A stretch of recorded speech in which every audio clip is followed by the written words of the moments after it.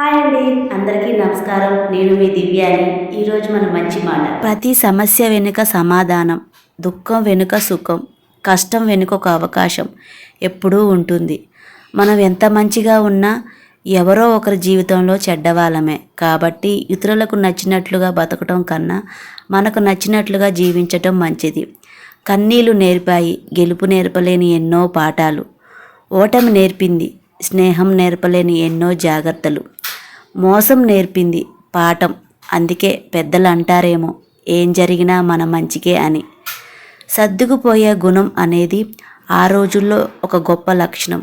కానీ ఈ రోజుల్లో అది ఒక చేతగాని తనం అయిపోయింది. విలాసవంతమైన జీవితం అనుభవించినంత వరకు గౌతముడు రాజుగానే మిగిలాడు.